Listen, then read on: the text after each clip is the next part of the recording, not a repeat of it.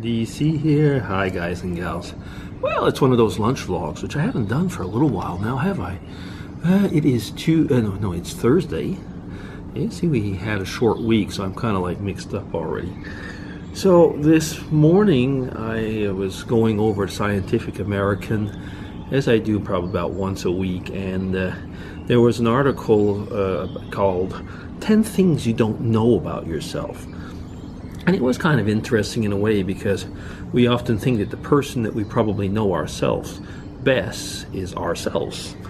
And it was about certain things that we probably do not really perceive about ourselves correctly. Like one of them is, okay, your perspective of yourself is distorted. Part of that, is of course, is that we like to see ourselves very often either better, or we think we're worse than we are. For example, we might think that we are very open towards the homeless or what, but if we walk on the street and somebody is asking for money, we kind of look away or run away or things like that. That's just one example. It could be that we are maybe more mean than we think. Very often, actually. Let me see, I'll just go through them quickly and see if there's anything to mention, really.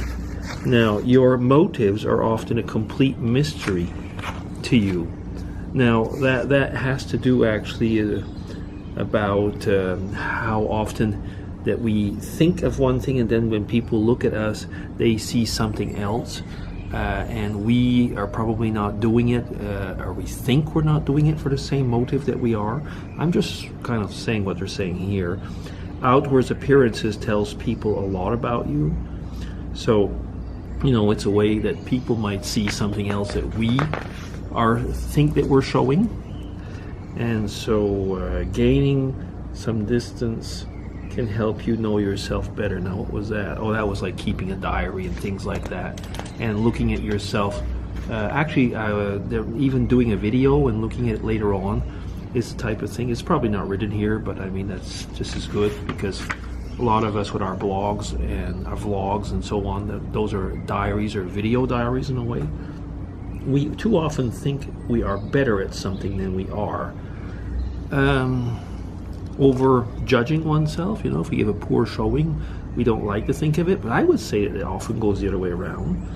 People who tear themselves down experience setbacks more frequently. That's interesting. But I do think about the thing is that a lot of people tend to think more often negative about themselves than too positive. But something?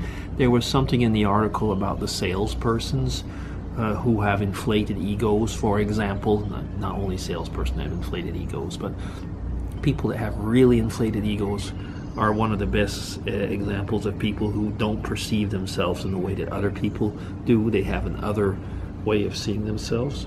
You deceive yourself without realizing it. So self-deception, what is that?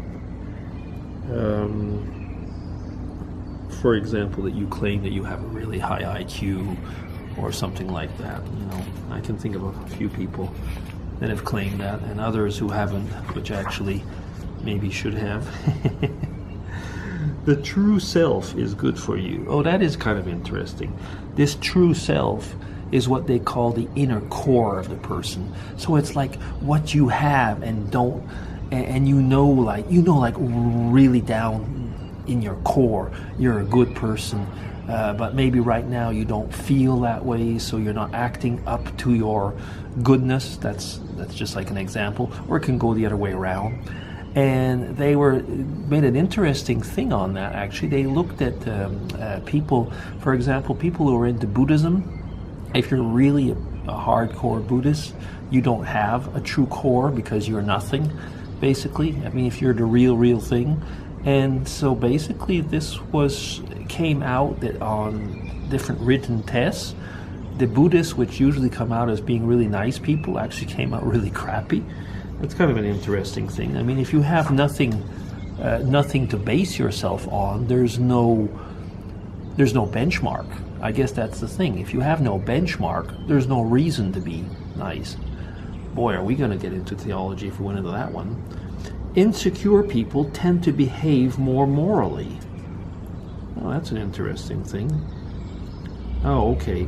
Because insecure people are more afraid about what people will judge and end up, acting the way that they expect that you should act. Well, that's an interesting thing. I would not have actually thought that. And where's the other one? If you think of yourself as flexible, you will do much better. Well, actually, I was going to say, if you look at the title, they said 10 things you don't know about yourself. I don't know if that actually fits out to the 10 topics in this Scientific American.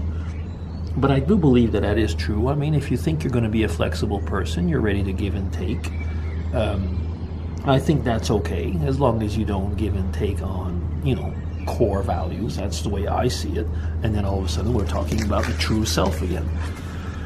So it's kind of an interesting article. So, I mean, if you have a chance to go over to Scientific American, it's under Behavior and Society, so you can look it up and maybe you can tell me what you think about it. It's a long article, and I really did not do it justice, but I mean, I've already been talking for 6 minutes, so that's all the justice that I'm going to give to it.